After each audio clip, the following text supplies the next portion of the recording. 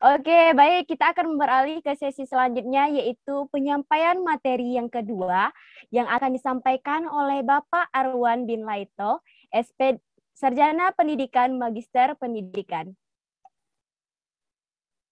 Baik, tanpa berlama-lama lagi, izinkan saya untuk memperkenalkan pemateri kita yang kedua yang luar biasa pada pagi hari ini. Mungkin untuk teman-teman Pukdog bisa dibantu untuk share screen.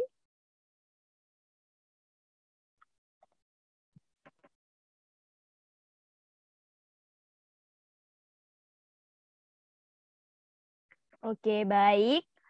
Lanjut ke pemateri yang kedua, yaitu Bapak Arwan bin Laito, Sarjana Pendidikan, Magister Pendidikan. Beliau lahir di kota Kinabalu tahun 1987 dan sekarang Pak Arwan aktif mengajar di Blok Fisika Medik, Blok Fisiologi Manusia, dan Blok Kedokteran Olahraga. Serta beliau juga aktif dalam meneliti berbagai penelitian seperti salah satunya kesehatan darah dan imunisasi tubuh.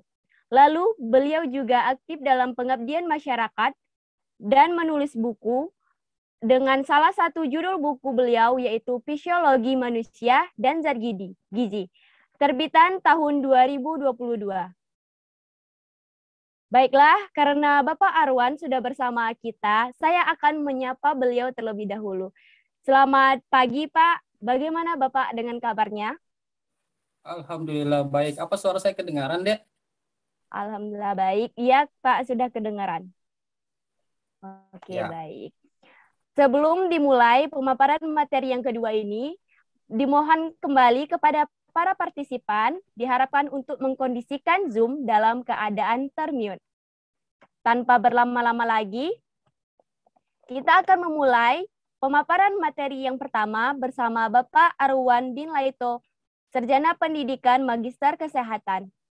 Baik Pak, sebelumnya izin mengingatkan untuk pemaparan materinya diberikan durasi waktu 45 menit dan dilanjutkan ke sesi tanya jawab dan penyerahan sertifikat dari BMKNIK FK Unsri.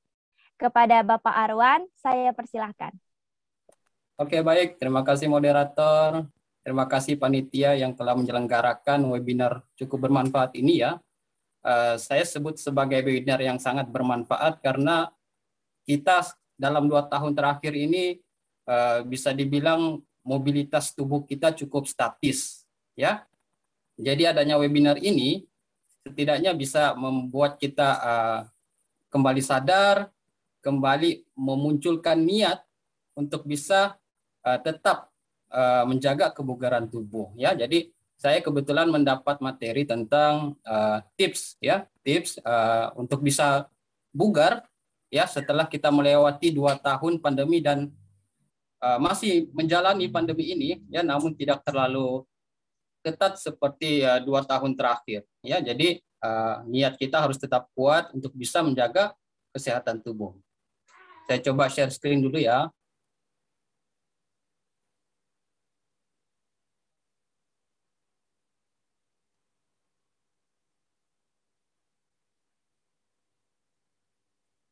Apakah slide saya terlihat? Siap, sudah Bapak. Oke, baik, terima kasih. Nah, sebelum saya sampaikan materi, saya ingin melihat bagaimana karakteristik peserta kita hari ini tentang aktivitas hariannya. Ya, jadi saya minta kerjasama semua peserta. Panitia juga bisa bergabung untuk bisa mengisi pre-knowledge ini. Slide saya terlihat? Terlihat Bapak. Ya, silakan mungkin bisa diisi 5 menit lah sebelum saya masuk ke materinya ya.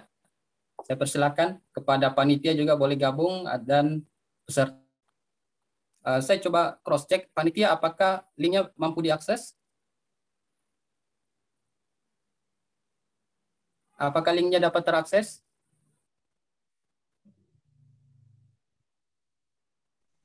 Panitia?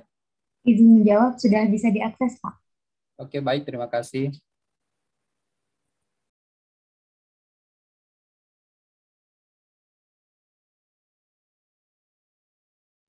Ini sifatnya pre-knowledge, jadi adik-adik atau peserta semua isi sesuai pengetahuan dasar saja, tidak perlu mengakses ke internet seperti ice breaking tadi, ya.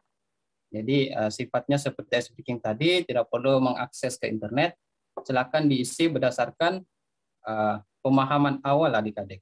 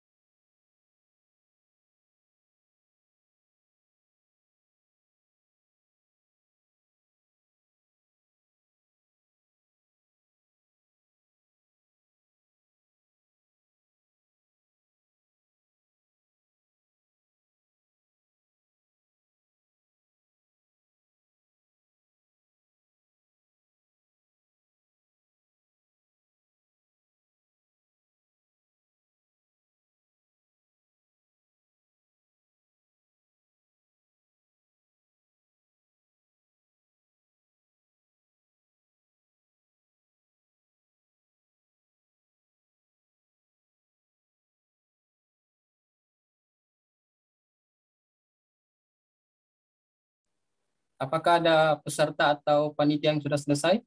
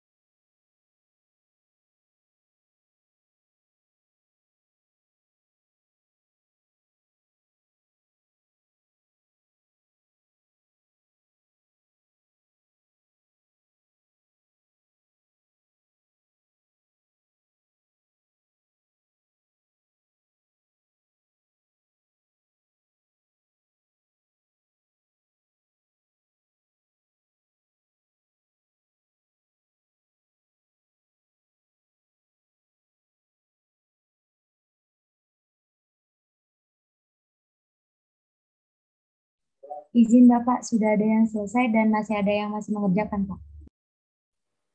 Oke, enggak apa-apa. Yang penting sudah ada konfirmasi yang sudah selesai dan yang masih mengerjakan, silakan dilanjut aja ya, enggak apa-apa. Mungkin sisa sedikit lagi. Baik, saya lanjutkan aja materi ya, sembari kalau mau selesaikan. Untuk menanggulangi dampak belajar daring. Nah, jadi saya memberi tips untuk menanggulangi dampak dari belajar daring kita selama hampir 2 tahun lebih ya terhadap kesehatan. Bagaimana cara menanggulanginya? Kita di sini saya menawarkan salah satu aspek untuk menanggulangi dampak belajar tersebut melalui olahraga. Ya, saya menawarkan tips-tips olahraga guna untuk menanggulangi dampak yang diperoleh ya oleh remaja dari proses pembelajaran daring selama 2 tahun terakhir. Nah, sebelum masuk ke tipsnya, saya ingin ingatkan lagi, saat ini adik-adik, pandemi COVID ini masih berlangsung. Ini data tanggal 19 Mei 2022, kasus baru itu di Indonesia masih mencapai 318 kasus. Ya, jadi masih ada ratusan kasus terjadi selama pandemi ini, dan terakhir data tanggal 19 Mei kemarin. Ya, jadi adik-adik harus tetap sadar, harus tetap ingat dan menjaga kesehatan dan menjaga protokol kesehatan bahwa pandemi ini masih ada. Ya, pandemi ini masih ada, namun aktivitas harus tetap dijaga, ya, walaupun pandemi ini kita sebagai mahasiswa, ya. Nah, apa saja yang dialami selama pandemi COVID kemarin, ya, ini umum yang dialami oleh masyarakat, ya, dari beberapa literatur, dari beberapa penelitian yang saya rangkum, ada 4 poin besar yang dialami oleh masyarakat selama pandemi COVID kemarin. Ya, yang pertama, ada kekhawatiran yang berlebihan, ada kekhawatiran yang sangat tinggi di dalam diri masyarakat tentang adanya kekhawatiran yang melebihi dari kekhawatiran biasa pandemi. Kita flu atau kita batuk, kita bisa yakin bahwa batuk dan flu ini bisa hilang dengan seketika. Namun saat pandemi itu berbeda. Saat pandemi, saat kita batuk atau kita flu, ada pikiran kita, ada kekhawatiran kita bahwa ini kayaknya bukan pandemi, bukan flu biasa. Ini sepertinya bukan batuk biasa. Nah, itu pandemi kemarin. Jadi ada kekhawatiran meningkat, ya, dari sebelum kondisi pandemi kita. Yang kedua, untuk kelompok-kelompok yang komorbid, ya, seperti penderita penyakit diabetes, ya, ada penyakit-penyakit lain, ya, itu mereka saat menderita penyakit, keyakinan itu bisa menurun. Ya, ini terutama pada kelompok-kelompok yang menderita penyakit-penyakit komorbid. Ya, jadi mereka menjadi kelompok yang sangat diperhatikan pemerintah untuk bisa diawasi, untuk bisa dikontrol supaya tidak terinfeksi dengan virus corona. Yang keempat, ya, ini semua kalangan, semua tingkat usia, ya, mengalami namanya imobilitas. Ya, keadaan pandemi yang mengharuskan kita mengurangi pergerakan di luar rumah, akhirnya terjadi pembatasan mobilitas fisik. Ya, akibat tersebut menyebabkan tubuh bisa merasa lelah, mudah stres, dan mudah merasa jenuh. Yang keempat, nah ini yang paling dikhawatirkan juga adalah kesehatan mental. Kemarin ada beberapa negara yang sudah melakukan lockdown. Nah, di Indonesia untungnya belum dilakukan lockdown, hanya pembatasan-pembatasan tertentu, ya. Karena kalau lockdown ini dilakukan, akan muncul suatu kekhawatiran seperti yang terjadi di negara-negara lain, yaitu kekhawatiran tentang kebutuhan harian, memenuhi kebutuhan harian, terjadi panic buying. Ya, kemarin itu ada panic buying yang terjadi di negara-negara tetangga. Nah, ini adalah 4 kondisi yang dialami oleh masyarakat selama pandemi. Ya, ini secara umum dan secara garis besar itu ada 2 kelompok atau ada 2 dampak domain. Dampak yang pertama adalah dampak terhadap kesehatan, yang kedua adalah dampak terhadap proses pembelajaran itu sendiri.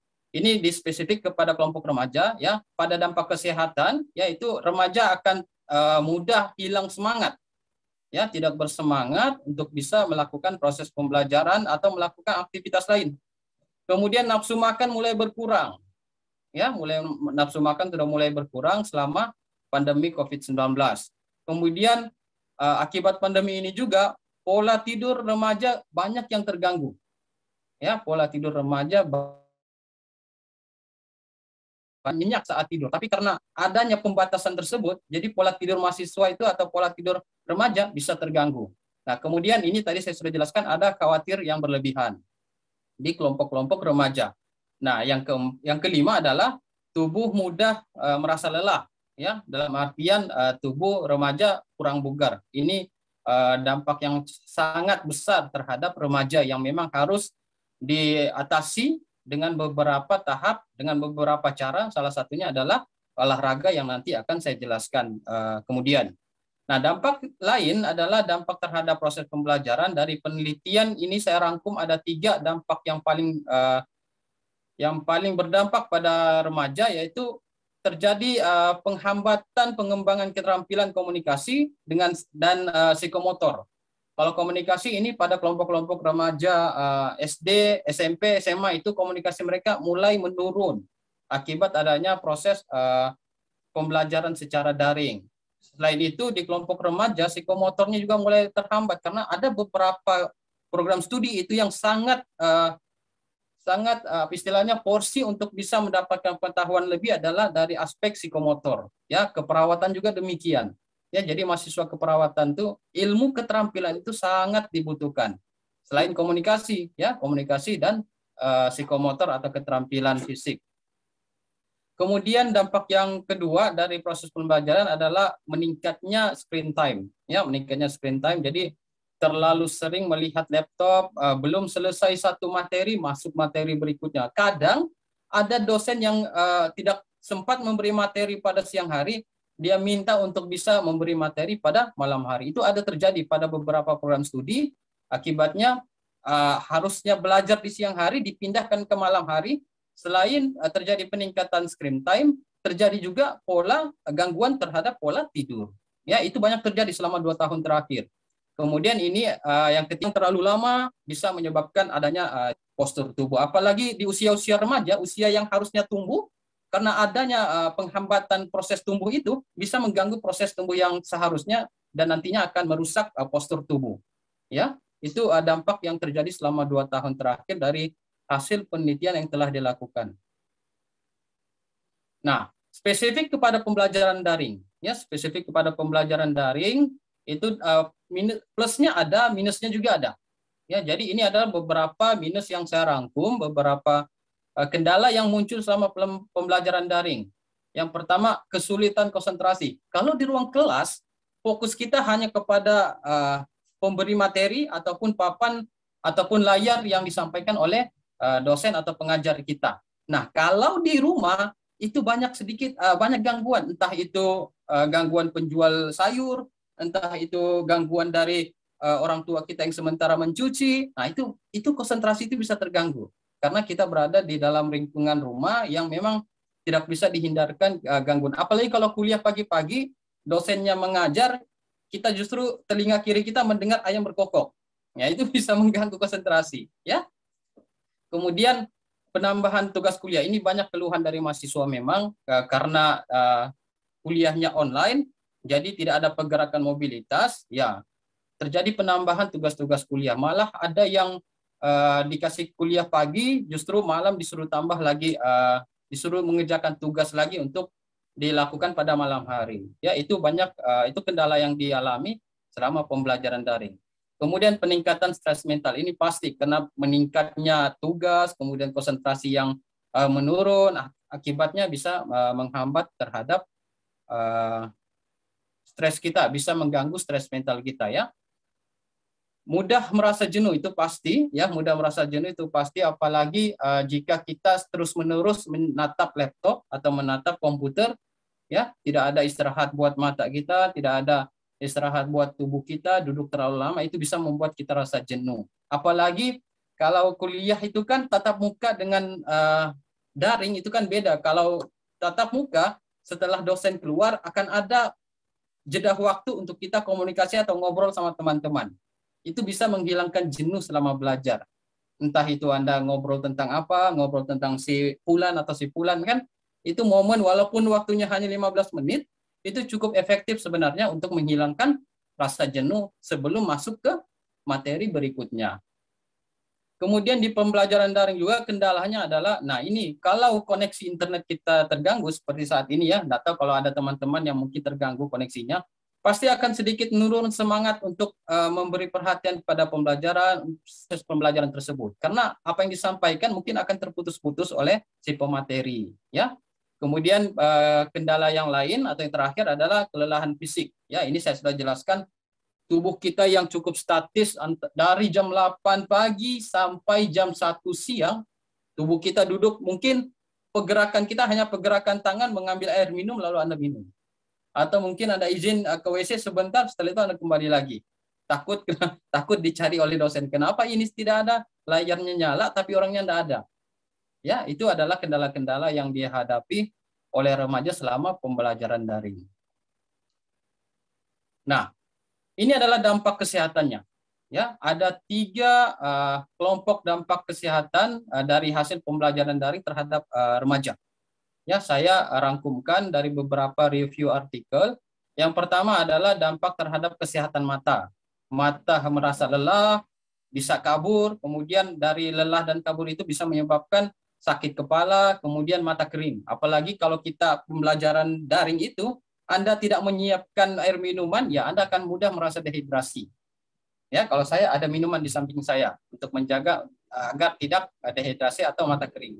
Kemudian ada dampak dari kesehatan mental, ya. Burnout, mudah merasa bosan, mudah merasa jenuh, kemudian depresi, insomnia, ya, kemudian rasa cemas, kemudian mudah hilang mood dan mudah kehilangan fokus. Itu adalah dampak dari kesehatan mental pada kelompok remaja.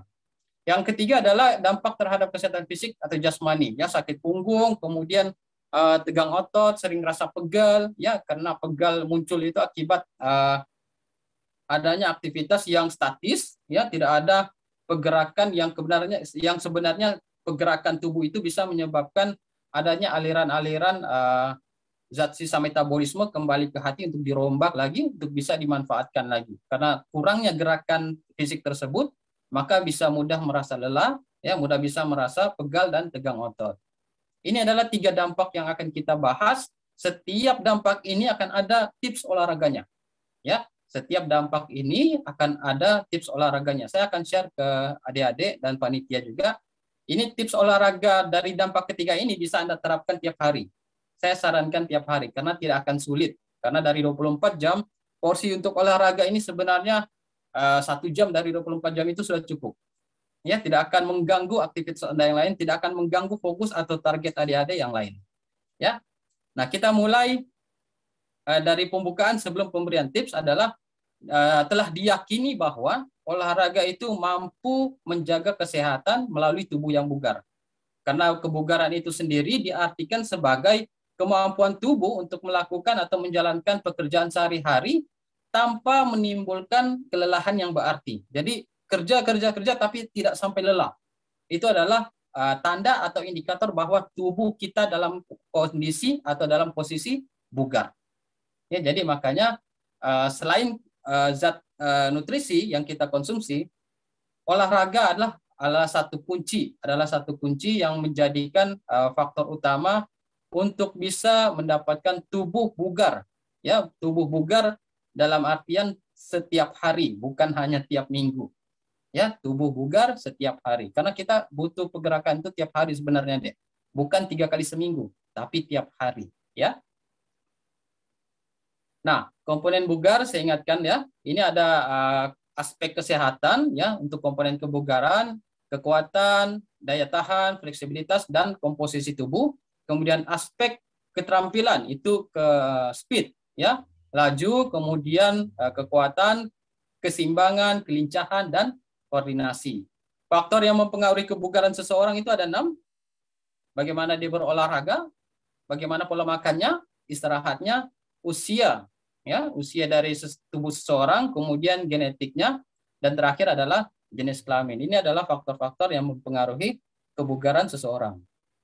Nah, ini yang pertama.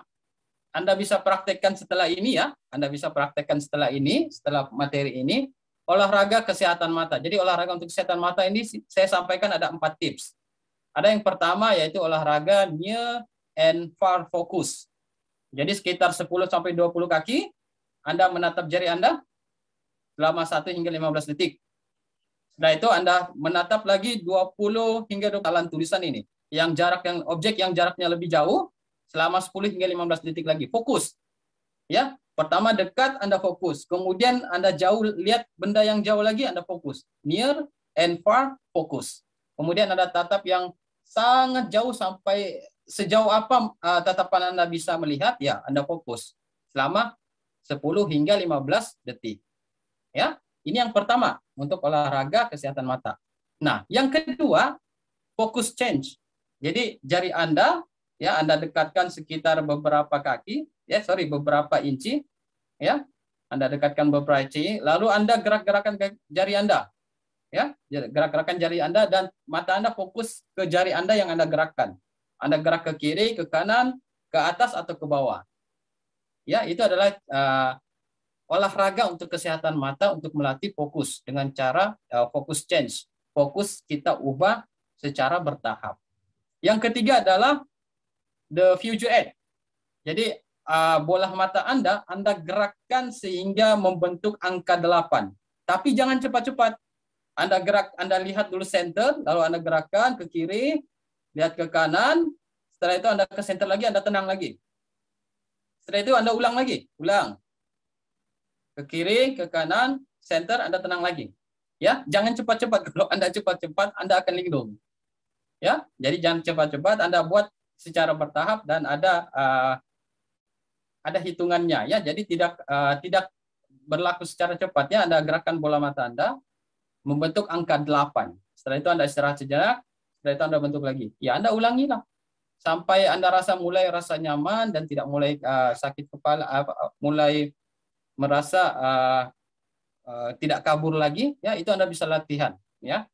Nah, ini yang keempat adalah metode yang terakhir untuk latihan kesehatan olahraga pada mata.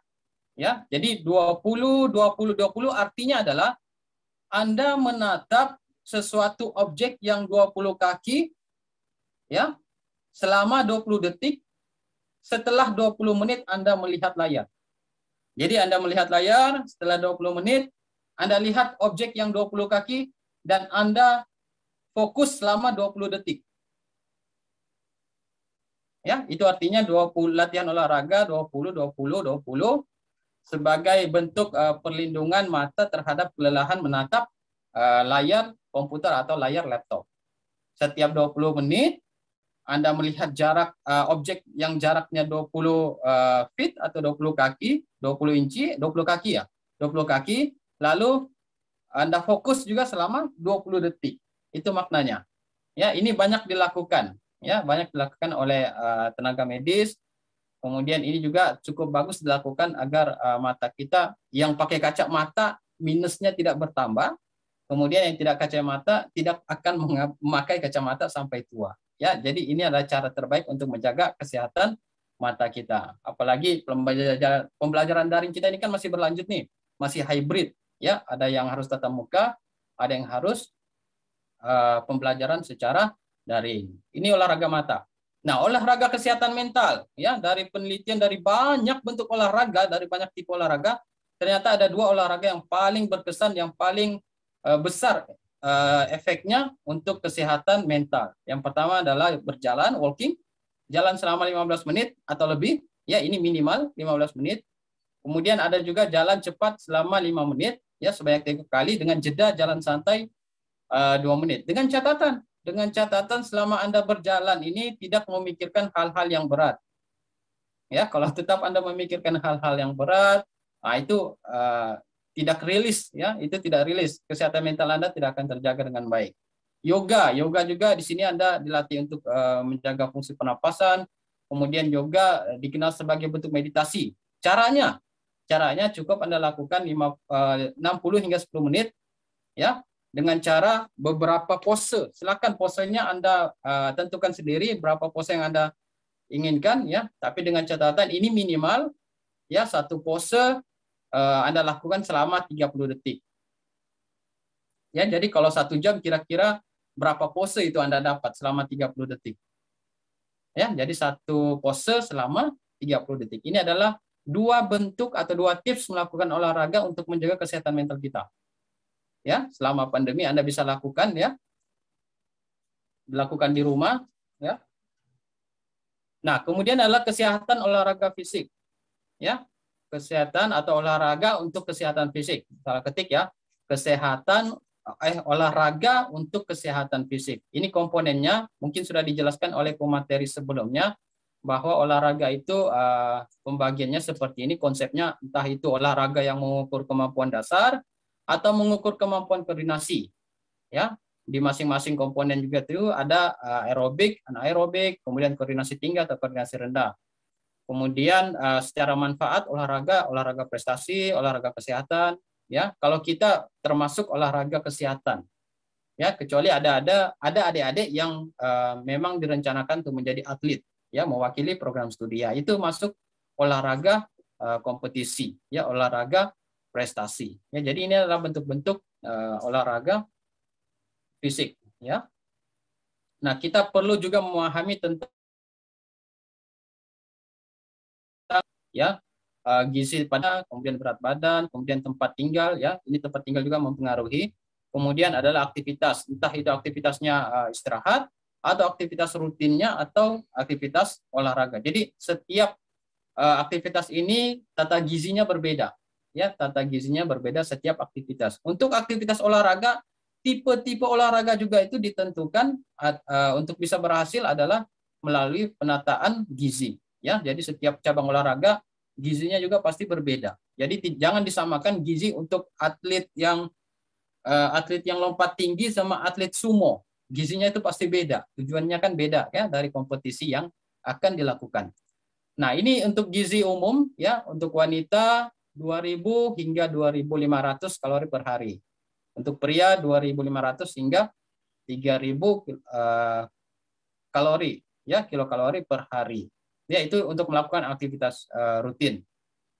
Kalau istirahat cukup 1.500 kalori per hari baik pada pria maupun pada wanita. Ya, ini adalah komponen atau nutrisi untuk kesehatan olahraga. Nah, penetapan nutrisi olahraga juga ini ditentukan berdasarkan gerakan-gerakan dalam tubuh saat melakukan olahraga. Ya, gerakan tubuh saat melakukan olahraga. Entah itu gerakan eksplosif, ya, eksplosif maksimal seperti orang bermain bulu tangkis atau melakukan smash pada olahraga voli. Kemudian ada juga eksplosif maksimal berulang-ulang seperti orang bulu tangkis yang jumping smash-nya berulang-ulang. Aktivitas ketahanan umum, ya, durasi panjang, maraton, kemudian super panjang juga, yang durasi panjang itu bisa renang, kemudian durasi super panjang itu bisa maraton. Ini setiap cabang olahraga itu, setiap gerakan tersebut memiliki dan mengharuskan adanya pengaturan nutrisi yang berbeda-beda. Ini mungkin sudah dijelaskan tadi dari pemateri pertama ya, antara olahraga nutrisi yang dibutuhkan untuk olahraga kesehatan dengan nutrisi untuk olahraga kompetisi itu berbeda ya, berdasarkan intensitas dan durasi. Kalau olahraga kesehatan kan umumnya dia sifatnya gerakannya submaksimal, kemudian jauh dari stres, ya, bebas stres karena tidak ada stigma untuk berkompetisi. Ya, itu adalah nutrisi bagi kesehatan olahraga secara umum. Nah, pengaturannya ya, jadi pengaturan gizi yang kita ambil, diet yang kita ambil itu ada aturannya untuk bisa diimbangi dengan olahraga. Jadi sebelum pengambilan gizi, kita harus tahu dulu jenis olahraga yang akan kita lakukan. Kemudian identifikasi kalau tubuh kita sebelum olahraga atau tubuh kita dalam keadaan normal itu berapa sih kebutuhan dasarnya. Kemudian Anda coba tambahkan kebutuhan saat melakukan olahraga yang Anda pilih. Contoh Anda pilih olahraga bulu tangkis. Ya, Anda harus mempersiapkan gizi untuk olahraga bulu tangkis tersebut. Itu penting. Ya, penting adik-adik untuk tahu berapa sih energi yang dibutuhkan untuk melakukan olahraga bulu tangkis tanpa harus menggunakan energi untuk aktivitas harian kita. Ya. Kemudian nanti untuk cabang olahraga tertentu itu butuh analisis kebutuhan gizi ya.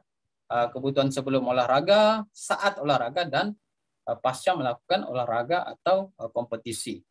Nah, ini prinsip dasarnya mengapa nutrisi itu penting. Jadi prinsipnya nutrisi itu salah satu faktor penting untuk menyediakan energi selain kalsium ya, karena kontraksi otot itu selain kalsium dibutuhkan energi. Ini adalah bagaimana mekanisme atau proses metabolisme pembentukan energi untuk olahraga. Ya, kalau adik-adik lihat bahan dasarnya glukosa, asam laktat, kemudian asam lemak bebas ya yang dibutuhkan dalam tubuh untuk nantinya akan membentuk energi. Nah, ini pentingnya adik-adik harus ingat ini. Jangan sampai nanti setelah adik-adik olahraga, adik-adik merasa sakit perut atau apa.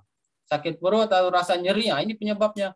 Jadi harus adik-adik pahami, kalau mau olahraga, ya usahakan makan 4 jam sebelum. Makan beratnya itu harusnya 4 jam sebelum. Ya, jadi tipsnya kalau mau melakukan olahraga, 4 hingga 6 jam sebelum olahraga silakan Anda makan berat. Atau Anda makan nasi dengan plus lauk pauknya. Nah, nanti di 2 jam terakhir, 2 jam mendekati olahraga, cukup Anda makan makanan yang ringan, yang kecil, seperti roti, es krim. ya yang cepat diolah untuk membentuk energi. Nah, sekitar 30 menit hingga 60 menit sebelum olahraga cukup minum air. Ya, karena olahraga itu paling banyak pengeluaran itu adalah pengeluaran air melalui mekanisme dehidrasi, ya. Mekanisme hidrasi, ya, untuk mencegah, jadi minum air ini untuk mencegah adik-adik mengalami namanya dehidrasi. Nah, masuk tips ke olahraga, ya, selama pandemi COVID-19, ya, untuk menanggulangi dampak belajar. Jadi tipsnya adik-adik harus berniat dengan benar, kemudian harus punya tujuan yang jelas bahwa olahraga itu selain mencapai sehat, dia juga mencapai tubuh yang ideal. Jadi adik-adik kalau sudah rasa sehat dan berniat untuk mencapai tubuh ideal, nah di sini saya akan sampaikan tipsnya. Ya, kemudian diet yang dilakukan itu tidak akan berefek optimal jika tidak diimbangi dengan olahraga. Jadi penentu untuk bisa mendapat tubuh ideal itu adalah olahraga, tidak hanya diet semata. Nah, perlu dipahami manfaat olahraga, kemudian harus juga dipahami prinsip olahraga atau aturan olahraga. Tadi sudah dijelaskan ya, ada pemanasan, olahraga inti, dan pendinginan. Nah, ini ada prinsip dasar, mungkin sudah dijelaskan tadi oleh pemateri pertama, bahwa di olahraga itu kita mengenal istilah FIT, frekuensi, intensitas, kemudian time atau durasi, dan terakhir adalah tipe atau type dari olahraga, tipe olahraga yang akan kita lakukan, atau tipe latihan fisik yang akan kita lakukan. Ya, ini adalah prinsip dasar ya. Jadi adik-adik kalau tubuh lagi dalam keadaan kurang sehat, kurang fit, ya jangan dilakukan olahraga yang, jangan memilih olahraga yang menambah sakit. Tapi pilihlah olahraga yang bisa membuat sakit itu hilang. Ya, jadi banyak tipe-tipe olahraga. Kemudian postur tubuh adik-adik, lihat kalau adik-adik posturnya sedikit lebih berat, jangan pilih olahraga yang banyak melompat. Khawatirnya adik-adik nanti bisa cedera pada pergelangan kaki. Jadi sesuaikan. Jadi tipe olahraga ini sangat menentukan juga untuk bisa mendapat manfaat optimal dari olahraga yang akan kita lakukan. Nah, ini tahapan umum olahraga ya. Tadi sudah dijelaskan harus ada warming up, kemudian ada olahraga inti, dan cooling down atau pendinginan. Nah, di olahraga inti saya akan kelompokkan ada 3. Saya akan share ada 3 kelompok olahraga inti, yaitu aerobik, muscle training exercise, dan fleksibilitas atau serta koordinasi, latihan koordinasi. Kalau warming up tadi sudah dijelaskan ya, ini saya akan share saja beberapa tipe olahraga yang bisa adik-adik lakukan di rumah, sangat fleksibel. Ya, dengan durasi waktu, kalau adik-adik lihat warming up ya 5-10 menit. Kemudian olahraga inti untuk olahraga yang durasi full adalah 60 menit, ya olahraga intinya Anda porsikan 20 hingga 40 menit. Sedangkan olahraga untuk tahapan pendinginan atau cooling down ya boleh 5-10 menit. Kita mulai ke warming up. Ini bentuk-bentuk warming up-nya. Gentle exercise, low impact atau ballistic. Ya, jadi sifatnya dinamis. Caranya Anda silakan lakukan olahraga yang hitungannya 30 detik itu yang sifatnya low impact atau ballistic. Ya, kalau hitungan 1 sampai 8 itu seperti Anda stretching seperti biasa. Ya, atau Anda tarik nafas, hitung 1 sampai 8 sambil Anda gerak secara gentle. Gerak secara perlahan, Anda hitung 1 sampai 8 dalam hati. Ya, ini adalah warming up yang pertama yang tipenya gentle exercise, low impact, kemudian atau disebut juga sebagai ballistic. Warming up tipe yang kedua, ini warming up yang kedua yang kita kenal sebagai stretching, bisa pasif bantu fasilitas yang ada di lingkungan kita atau dengan bantuan teman, tapi tanpa harus teman tersebut mendorong kita dalam melakukan warming up. Ya. Kemudian ada warming up yang sifatnya atau stretching aktif. Stretching aktif ini kita menggunakan organ tubuh kita sendiri, menggunakan alat gerak tubuh kita sendiri untuk membantu kita melakukan warming up. Ya, kalau dilihat pada gambar tersebut ya.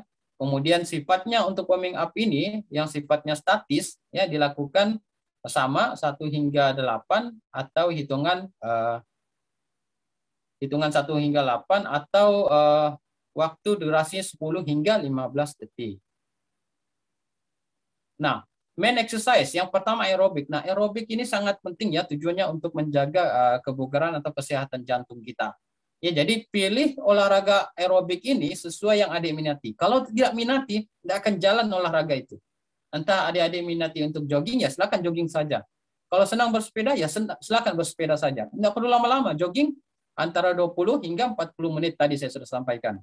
Berenang, ya silakan berenang. Gaya berenangnya adik-adik terserah. Yang penting sifatnya aerobik dan adik-adik senangi. Karena intinya kalau aerobik ini dilakukan bukanlah tipe yang kita senangi, tidak akan jalan olahraga tersebut. Tidak akan kita dapat manfaat dari olahraga. Jadi ya, prinsipnya di olahraga aerobik ini adalah pilih olahraga sesuai minat dan kemampuan tubuh kita. Ya, itu tipsnya deh. Nah, ini pedomannya untuk aerobik, jangan langsung Anda durasi yang cukup lama.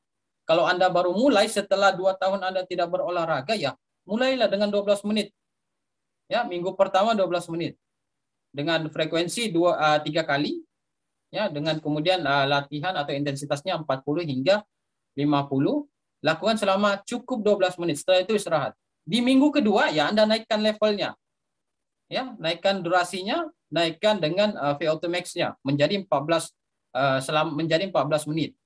Minggu ketiga naik lagi jadi 16 menit. Ini adalah tahapan-tahapan atau pedoman untuk melakukan olahraga yang sifatnya aerobik, ya, biar jantung kita itu sehat secara bertahap, tidak terasa terbebani dari olahraga yang kita lakukan. Ya, jadi olahraga ini kan kita kejarnya manfaatnya, bukan lelahnya. Ya, kita kejar manfaatnya bukan lelahnya. Nah, latihan main exercise yang kedua, muscle training. Ya, itu ada 2 bentuk. Entah itu kita menggunakan beban atau tanpa beban. Ya, kalau tanpa beban sebenarnya tubuh kita melawan gravitasi bumi itu sebenarnya sudah menjadi satu beban. Ya, jadi itu dilakukan muscle training, ya, dapat dilakukan tanpa beban dalam artian kita tidak menggunakan fasilitas. Nah, kalau dilakukan dengan bantuan beban bisa kita menggunakan barbel atau bola atau apapun itu fasilitas yang ada di lingkungan kita. Ya. Terdiri dari 3 bentuk kontraksi otot, ya, pada muscle training. Dia fokusnya ini otot, entah itu otot ekstremitas atas, yaitu lengan dan bahu, abdomen. Nah, ini abdomen ini sangat bagus untuk mengecilkan perut. Nanti saya perlihatkan contoh-contohnya, ya, olahraga untuk membuat kontraksi pada perut, ya, yang fokus kepada otot-otot abdomen. Kemudian yang ketiga olahraga otot ekstremitas bawah, yaitu paha dan betis. Kalau ada yang pengen pahanya sedikit kecil atau betisnya sedikit ramping, ya, di sini saya akan share beberapa bentuk olahraga untuk mengecilkan paha dan betis. Cara melakukannya adalah 3 kali, ya. Jadi 3 kali dalam satu gerakan, ya, yaitu gerakannya ditahan selama 10 hingga 30 detik. Nah, ini contohnya untuk ekstremitas atas. Ya, ekstremitas atas push up, ya, cukup banyak, ya. Ini juga untuk ekstremitas atas, lengan tangan. Kalau lengan tangan Anda merasa lengan Anda apa istilahnya gelambir, ya, banyak lemaknya, ya, bisa lakukan olahraga ini, adik-adik. Ya, bisa dilakukan di rumah, ya. Cari bentuk olahraga yang fokusnya ke otot pergelangan tangan. Otot lengan kita. Ya, fokus ke otot lengan. Cukup banyak, ya. Ini juga masih ekstremitas atas. Nah, ini shoulder raise. Shoulder raise ini kalau adik-adik lihat kan dia menggunakan barbel ini. Kalau di rumah adik-adik tidak ada barbel, ya Anda gunakan botol aqua yang 1,5 liter kiri kanan, lalu Anda lakukan shoulder raise. Ya, ini Anda bisa ganti. Jadi barbel itu Anda bisa ganti dengan botol aqua, entah itu yang 600 ml atau yang 1,5 liter sebagai pengganti barbel. Ya. Nah, ini untuk abdomen, fokus kepada otot perut kita. Di sini kan gambar ini kan terlihat dia pakai bola ini. Nah, Anda bisa ganti menggunakan bantal. Jangan sampai Anda gunakan berat jatuh di muka atau jatuh di muka, awalnya hidung mancung jadi pesek. Nah, jadi solusinya kalau tidak ada bola, silakan Anda gunakan bantal. Ya, dengan cara polanya sama. Bantal diikat di kaki, kaki menjepit bantal, lalu Anda pindahkan ke tengah dan disambut oleh tangan. Ini tujuannya agar otot di perut itu berkontraksi deh. Jadi bola atau bantal yang Anda gunakan itu sebagai media perantara untuk bisa melakukan kontraksi pada otot perut. Selain itu ada plank, ada leg raise, ya. Jadi leg raise ini Anda lakukan 10 detik, ya. Atau kalau sudah terlatih biasanya bisa sampai 30 detik. Ya. Untuk pemula silakan, kalau Anda tidak sampai 10 detik, ya mulai dari 5 detik aja. Jadi kalau mulai silakan dari durasi yang lebih kecil. It's okay. Tidak jadi masalah. Ini juga untuk otot perut, otot abdomen. Sekali lagi bola yang dipegang ini Anda bisa gantikan dengan bantal. Ya, jadi cari sesuatu yang ada di lingkungan Anda saja, karena fokus kita adalah bukan alat itu, tapi otot kita yang berkontraksi yang bisa mengalami namanya olahraga. Nah, ini juga ada bantal. Ya, bisa Anda gantikan bola dengan bantal, sesuaikan dengan alat-alat yang ada di rumah. Nah, ini adalah untuk olahraga yang mengecilkan ekstremitas bawah, bagian paha atau bagian betis. Lihat, sangat simpel ya. Kalau ada anak tangga di rumah Anda bisa gunakan ini. Tapi jangan gunakan anak tangga tetangga. Ya, nanti tetangga bingung kenapa Anda naik turun tangganya. Ya, jadi cari aja sedikit penumpu di rumah Anda, lalu Anda naik, Anda turun. Ya, step up atau crossover step up. Ini bentuk-bentuk olahraga. Forward lung. Ya, forward lung juga ini cukup bagus karena apa? Saat Anda melakukan forward lung ini, tubuh Anda itu menjadi beban untuk Anda. Jadi otot kaki Anda mengangkat tubuh Anda sendiri untuk bisa melakukan muscle training. Ya, jadi ini yang disebut sebagai muscle training tanpa alat bantu. Ya, ini juga sama caranya, bentuk-bentuknya untuk melakukan olahraga pada ekstremitas bawah. Nah, latihan fleksibilitas, ya, suatu latihan untuk mengukur gerak maksimal pada tubuh. Ya, gerak maksimal yang dilakukan untuk melatih persendian kita. Ya, jadi ada 4 metode latihan fleksibilitas. Peregangan statis aktif, statis pasif, kemudian dinamis, kemudian ada peregangan PNF, suatu peregangan yang membutuhkan tenaga ahli untuk bisa membantu kita melakukan latihan fleksibilitas. Nah, ini metode yang pertama, yaitu metode statis aktif. Ya, jadi kita meregangkan tubuh kita pada suatu postur tertentu, pada posisi tertentu dengan menahan posisi tertentu selama 10 hingga 15 detik. Ini gambar contoh ya, terutama yang di bawah. Kalau gambar di atas mungkin adik-adik bisa lakukan, tahan selama 10 hingga 15 detik.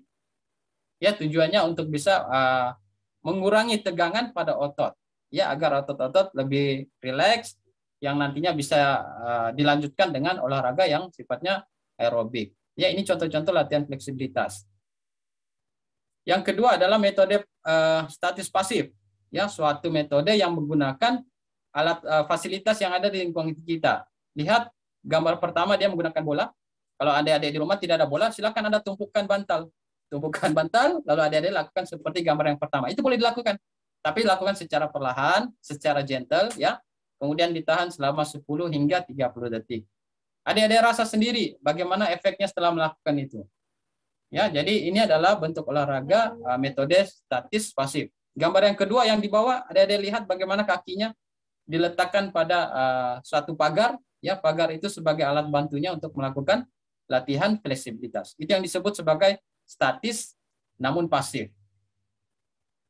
Nah, ini dinamis, fleksibilitas yang butuh ada gerakan-gerakan halus, gerakan-gerakan gentle, istilahnya gerakan lembut, ya, metode dinamis. Jangan sampai gerakan yang melebihi kemampuan tubuh. Ya, jadi sifatnya bisa disebut sebagai tahapan pemanasan atau aerobik.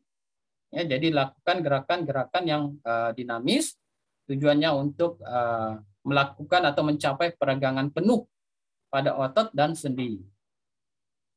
Nah, ini adalah latihan fleksibilitas, tapi ini dilakukan oleh expert, ya, dibantu oleh expert. Dan biasanya yang melakukan latihan fleksibilitas ini adalah atlet yang mempersiapkan diri untuk suatu kompetisi, entah itu kompetisi gimnastik atau kompetisi yang membutuhkan gerakan-gerakan fleksibilitas yang maksimal. Ya, jadi butuh tenaga ahli. Ya, jadi yang membantu tersebut adalah semua expert yang membantu atlet atau seseorang mencapai fleksibilitas yang maksimal. Jadi caranya sama, ada hold, relax, contract, ya, terjadi proses menahan, relax dan kontraksi otot 7 hingga 15 detik. Ya, kemudian dilakukan lagi tahap yang kedua, menahan, relax dan swing. Sesuatu pergerakan yang sifatnya memperlancar peredaran darah, kemudian meningkatkan fleksibilitas yang maksimal. Ya, sama dilakukan 3 hingga 5 kali ulangan. latihan koordinasi. Sedikit informasi buat adik-adik juga untuk latihan koordinasi. Ini bentuknya. Gambar yang paling kiri kalau adik-adik lihat ya, latihan koordinasinya. Kemudian yang di tengah, ini yang di tengah sering saya lakukan juga. Ada bola tenis, saya lempar ke dinding, ya. Kemudian saya berusaha menangkap bola yang saya lempar. Pertama lemparan sedang, semakin lama semakin kencang lemparan untuk bisa melatih koordinasi kita, fokus kita. Gambar yang terakhir ini bolanya sangat unik ya. Bolanya agak sedikit menonjol-nonjol, jadi saat kita lempar ke satu sisi, dia tidak akan kembali ke kita. Dia akan bergerak ke arah yang berbeda, arah yang tidak kita tahu kemana. Karena bolanya ini adalah bola yang sedikit memiliki tonjolan-tonjolan tertentu. Jadi uniknya ini bola unik yang biasa digunakan untuk latihan koordinasi. Nah, tahap yang ketiga untuk latihan fisik kita, untuk olahraga kita adalah cooling down. Ini penting ya. Tadi saya sudah dengar juga pemateri pertama menyampaikan materinya, tujuannya untuk bisa mengurangi cedera, kemudian mempercepat proses recovery. Entah itu recovery cairan, entah itu recovery peredaran darahnya, entah itu recovery penyembuhan otot atau pembentukan energi lagi. Ya, jadi itu proses tujuannya dari cooling down. Ya, caranya adalah olahraga yang kita lakukan aerobik tadi yang awalnya sangat cepat, kecepatannya harus diturunkan. Ya. Kemudian luas pergerakan harus sudah mulai secara bertahap diminimalkan. Ya, kemudian disarankan juga dalam tahap cooling down atau pendinginan ini itu dilakukan gerakan yang cukup sifatnya statis dan sembari melakukan napas dalam. Tujuannya untuk bisa membentuk energi baru lagi. Ya, jadi jangan lupa juga kembali penuhi dehidrasi kita ya agar tubuh kembali hidrasi. Ya, penting untuk minum air. Nah, ini adik-adik bisa lakukan sembari Anda adik-adik kuliah ya. Ada latihan olahraga saat adik-adik duduk. Adik-adik regangkan tangan, lakukan selama contohnya chest stretch ya saat adik-adik duduk. Ini olahraga saat duduk. Ini yang kedua. Bagian pinggang tidak bergerak tapi hanya bagian bahu yang bergerak kiri dan kanan. Ya, dilakukan 5 kali ya untuk masing-masing sisi. Ini juga saat duduk dilakukan ya untuk meregangkan otot bagian punggung dan bagian paha ya. Ini juga untuk meregangkan otot bagian paha plus otot bagian pergelangan kaki dan betis. Ya, ini dilakukan untuk bisa tetap fresh ya, tetap bugar walaupun dalam posisi duduk. Karena penting untuk bisa mengalirkan aliran darah dari kaki yang cukup lama saat duduk kembali ke jantung, ya. Untuk menghindari juga namanya kram saat duduk terlalu lama. Ini juga adalah bentuk olahraga saat duduk ya dengan mengangkat tangan secara perlahan-lahan ya lalu ditahan dan dilakukan selama 5 kali atau sebanyak 5 kali. Ya, cukup simpel ya. Adik-adik lakukan. Dalam posisi melantai juga Anda bisa lakukan.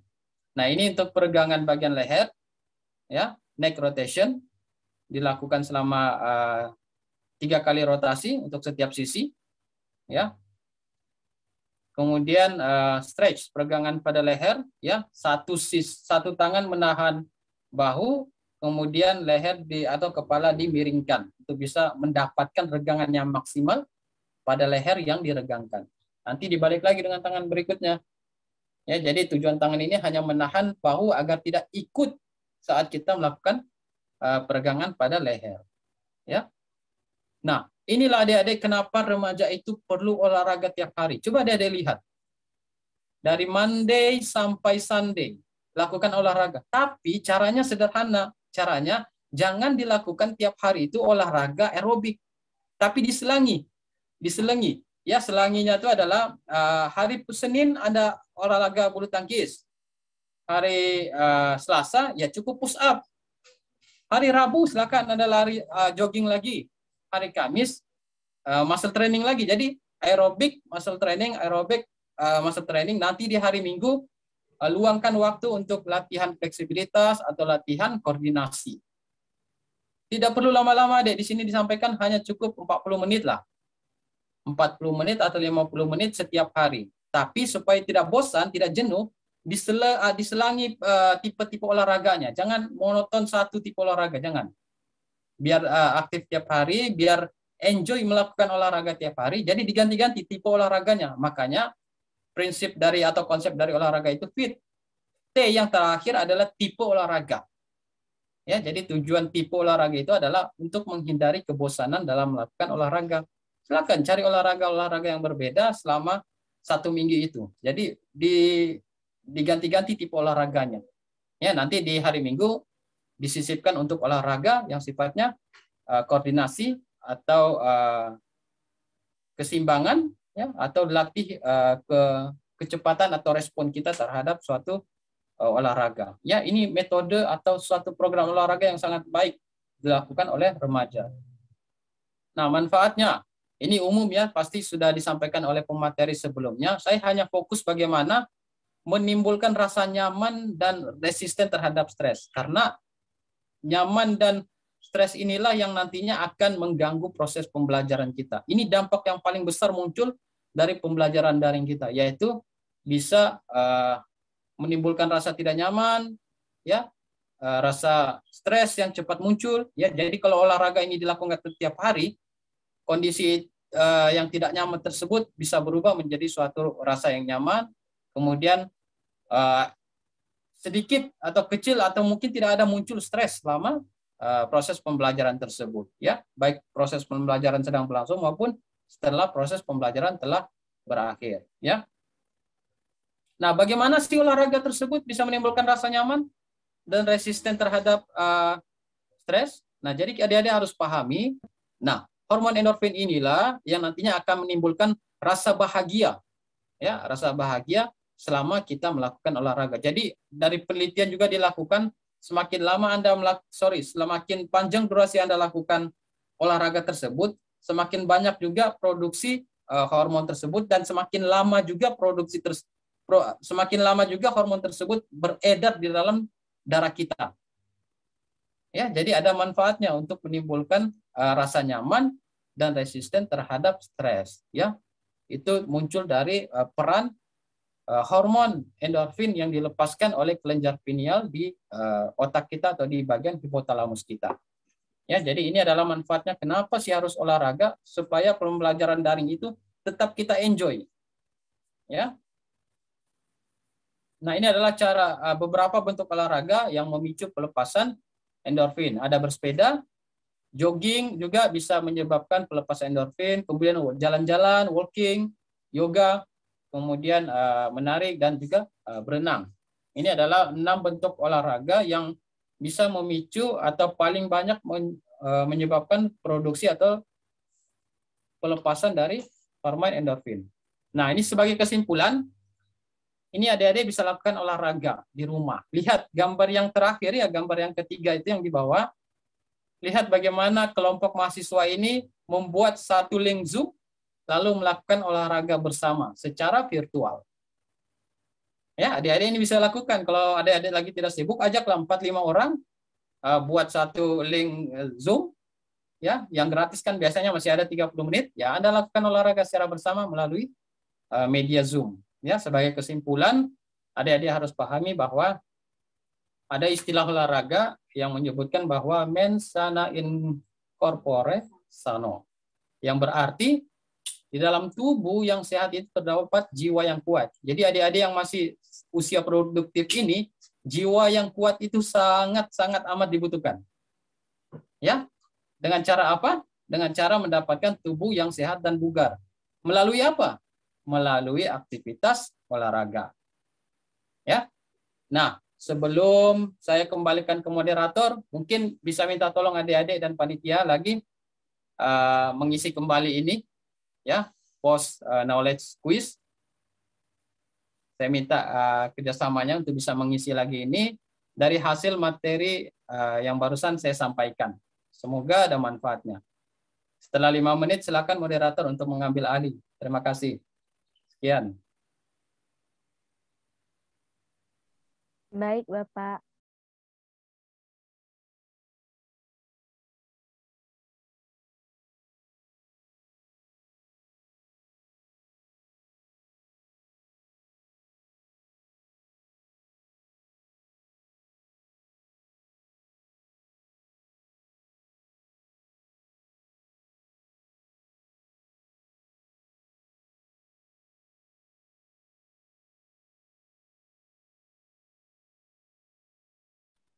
Mohon maaf, panitia, apakah link ini mampu diakses? Iya, Bapak. Sudah bisa, Bapak. Sudah bisa diakses ya, terima kasih.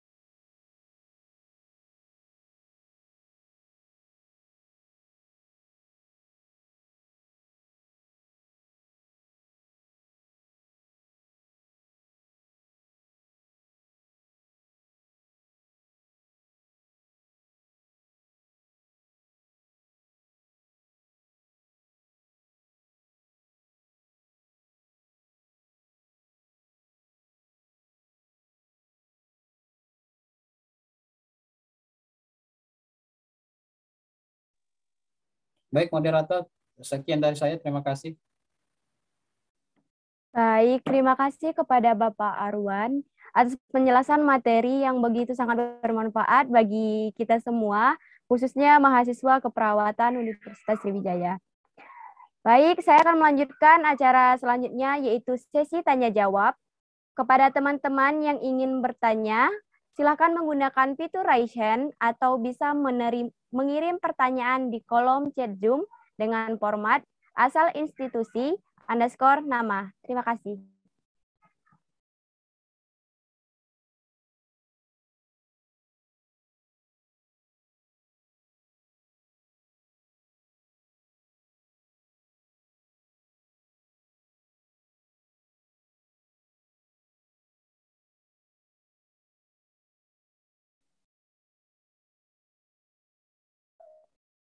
Baik, saya ingatkan kembali kepada teman-teman yang ingin bertanya, silakan menggunakan fitur raise hand atau bisa mengirimkan pertanyaan di kolom chat Zoom dengan format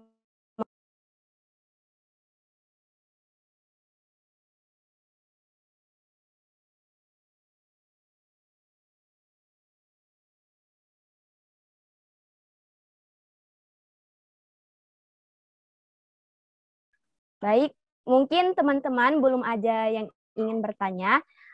Saya mohon izin untuk bertanya kepada Bapak Arwan tentang materi tadi. Silakan. Oke, baik Pak. Tadi Bapak menjelaskan tentang pola konsumsi yang baik sebelum olahraga. Nah, itu salah satunya 30 sampai 60 menit sebelum olahraga itu kita harus minum saja. Terus pertanyaan saya, berapa banyak air yang harus diminum sebelum dan sesudah selama berlatih saat olahraga, Pak? Oke, baik. Itu tergantung dari pertama, ya, tergantung dari IMT Anda, ya, berat badan Anda pertama ya. Kemudian tergantung tipe latihan inti atau aktivitas inti yang adik-adik lakukan. Ya, jadi kalau latihan intinya tipe olahraga aerobik, ya mungkin lebih banyak air yang adik-adik harus minum.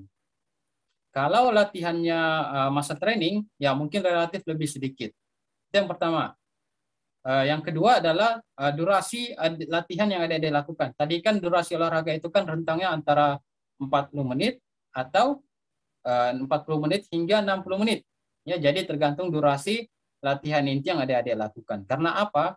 Olahraga itu walaupun kita dalam melakukan pemanasan yang aktivitas fisiknya atau kontraksi ototnya tidak terlalu besar, sebenarnya dalam keadaan istirahat terjadi juga pelepasan air, ya, uap air melalui kulit kita itu sekitar 2%. Jadi setiap hari itu 2% air kita, 2% itu air dari tubuh kita pasti akan keluar. Ya, jadi tergantung lagi jenis aktivitasnya, jenis olahraganya yang dilakukan selama olahraga tersebut, termasuk juga durasi waktu yang adik-adik lakukan selama olahraga tersebut. Ya, durasi yang adik-adik gunakan selama olahraga tersebut. Jadi kalau jumlah air, ya umumnya kan per hari itu kan berapa gelas? Nah, 10-8 gelas per hari.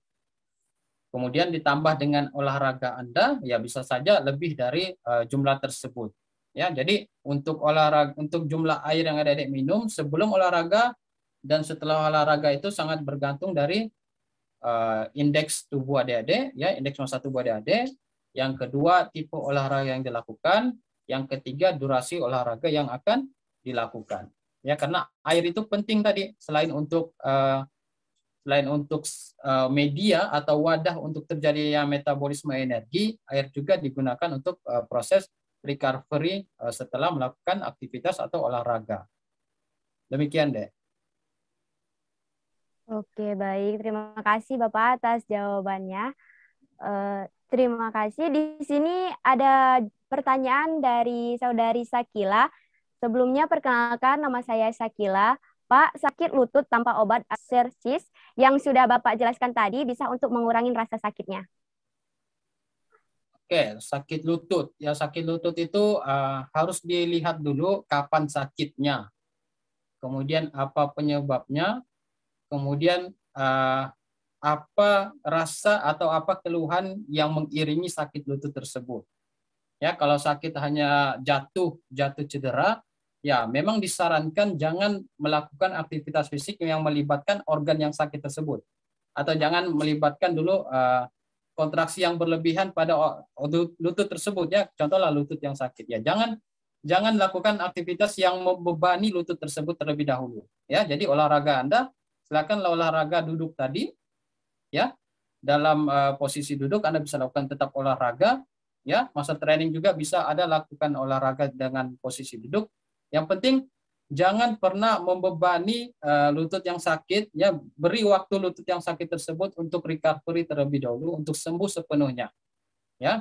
Selain tadi ada penjelasan dari pemateri pertama, memang kompres air dingin itu adalah salah satu caranya, cara penanganan awal.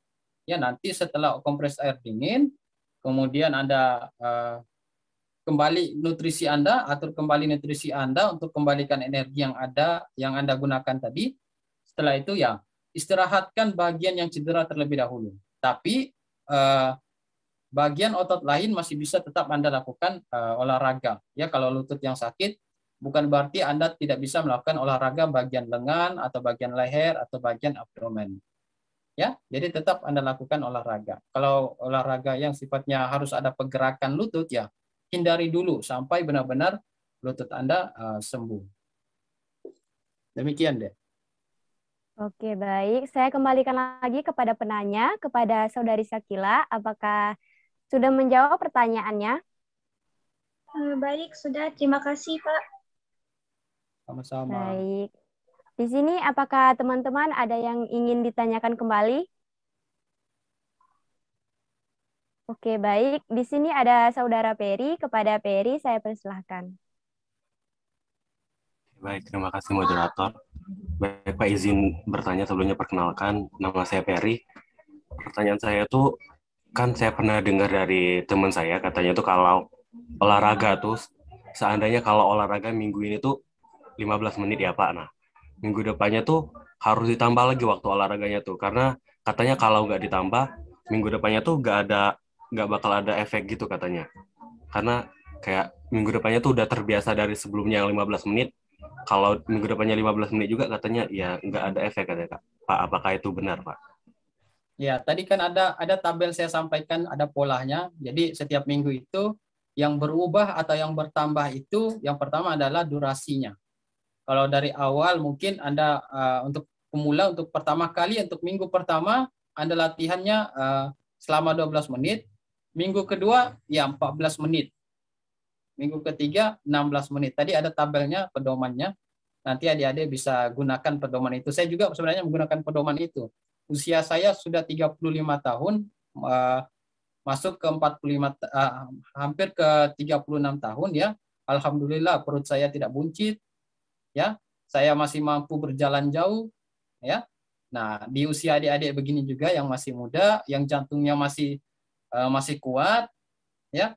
Ototnya mungkin tidak terlalu kuat, jadi harus dikuatkan. Ya, cara menguatkan otot Anda bisa lakukan tadi masa training.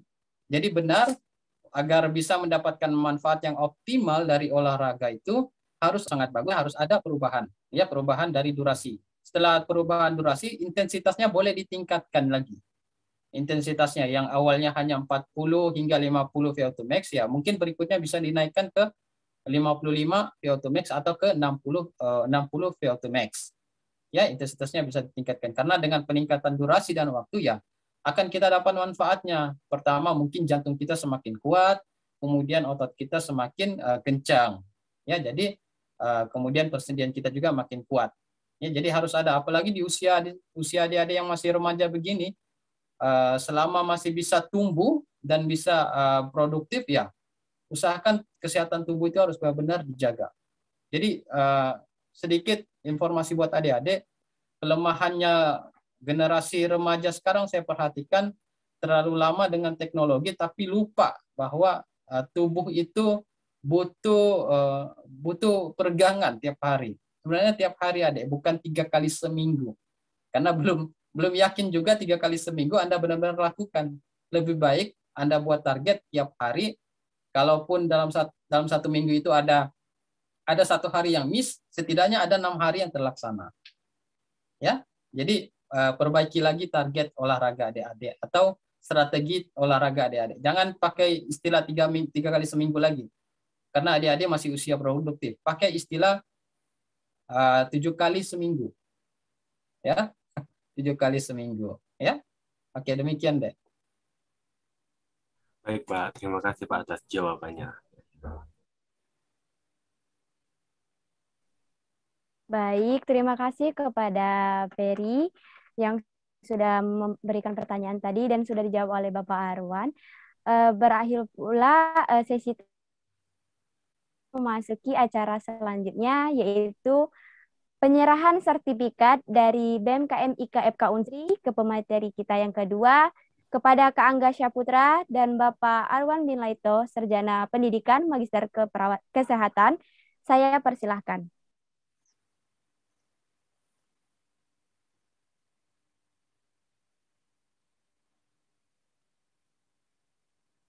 Ya, baik.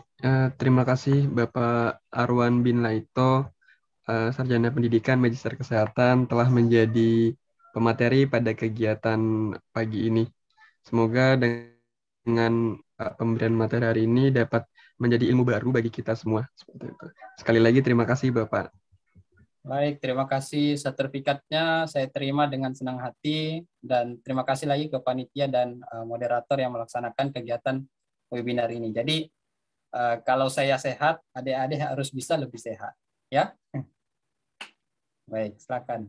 Amin. Baik, izin untuk mengambil alih, Pak. kepada Pak Arwan dan Kak Angga dipersilakan untuk bersiap terlebih dahulu. Saya akan mengambil dokumentasi 1, 2, 3. Sekali lagi 1, 2, 3. Cukup, terima kasih. Saya kembalikan ke moderator. Baik, terima kasih. Oke, baik. Terima kasih kepada para narasumber kita yang sudah menyempatkan hadir pada hari ini dan menjelaskan materi yang begitu bermanfaat bagi kita semua. Bapak atau Ibu tamu undangan dan para peserta yang telah mengikuti webinar hari ini hingga akhir acara, saya Ayu Hasanah selaku moderator pamit undur diri. Mohon maaf apabila ada kesalahan. Hanya kepada Allah lah saya mohon ampun. Wassalamualaikum warahmatullahi wabarakatuh. Selanjutnya saya serahkan ke MC kepada Saudari Fitri. Dipersilahkan. Terima kasih. Waalaikumsalam warahmatullahi wabarakatuh. Terima kasih banyak moderator Saudari Ayu Hasanah. Baik, selanjutnya kepada seluruh peserta webinar pada siang